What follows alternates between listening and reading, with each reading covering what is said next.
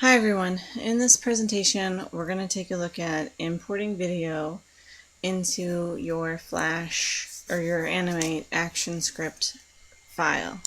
So I'm going to go ahead and open or make a new action script file, and then I want to import my video. So I'm going to go to File, Import, Import Video. And I get this screen with a couple different options. The first one, which is the most used because it's easy and it loads the fastest on the internet, is loading an external video with a playback component. So the playback component has a link embedded in it, and it knows exactly where the file is located. So just like with the with web files, where you link to an image in an images folder, you want to do the same with the video, because you're going to be uploading the video to the internet just like you upload the SWF file to the internet. Okay, so that's how this external video would work. It has to get uploaded, and so does the player.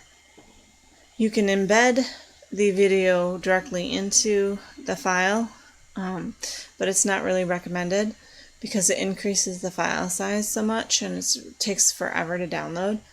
And you only want to do it with really small files, like anything that's smaller than 20 seconds.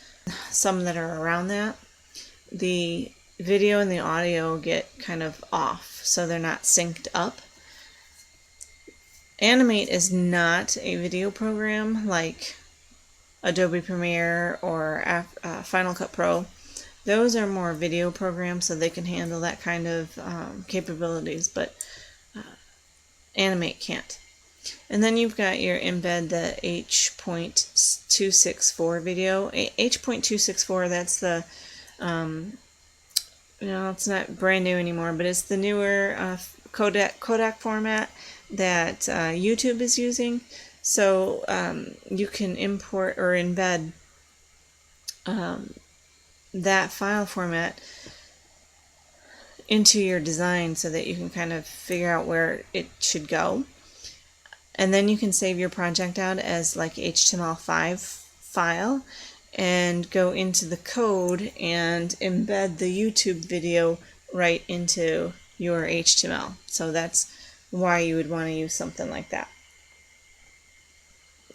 And then finally, you can use the streaming services. So if you're already set up with Adobe's streaming service, then you can just load your video and then put a link to that video.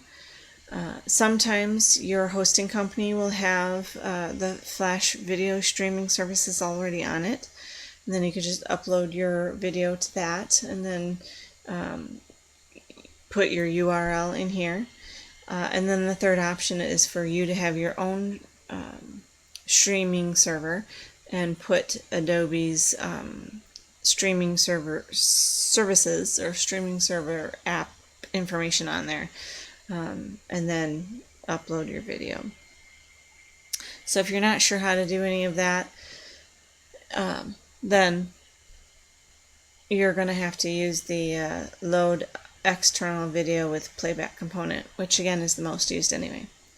So then I'm going to click browse so that I can find my video, and I'm going to choose it here. Now there's a couple different file formats that Flash can import, and MPEG is one of them, and then its native format, which is FLV and FV4. Those are the two native Flash video component formats. But if you have an MP4 or an MP3, usually you don't have to, not an MP3, but an MP4, you don't have to convert it before bringing it into Flash. And if you do have to convert it, you can use Media Encoder, which we're going to take a look at in another video. If you click on this video, a convert video button, all you're going to do is open up the Adobe Media Encoder. So sometimes you could just save yourself some time if you go into that first. So then I'm going to go ahead and click Next, And now it wants me to put skinning on. So I can choose my color, and I can choose my skin, what I want it to look like. So I can choose from many different options. I can have my playback go underneath it, on top of it. See how we have skin under play, seek, stop? So the play, seek, stop is the buttons that are going to be added onto it. And then we have something like play under all, but no volume and no caption and no full screen. So we have some options like that. So I'm going to go up here. I'll choose one that's over, and I'll do over and all. And then I can change my color. So I can go in here and choose a different color, whatever color I want. My alpha is set to 0, so I can't really see anything. But if I increase the alpha just a little bit, now I can actually start to see the color. And then I'm going to go click next. This is just the information for where my file is. And if I check this box here, then Animate's going to open up their help menu and give me some information on video topics. But I don't want that, so I'm not going to check the button, and I'm going to click finish.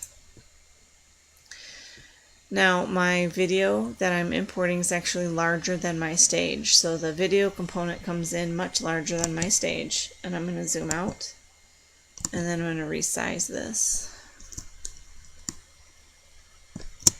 And I'm going to place it in the corner, zoom back in. So here you can see some of the components. Notice that it's only taking up one keyframe, and this is because it's sitting inside the video player, the video component, and I use these components to control the video itself. So I don't need a whole big long timeline piece.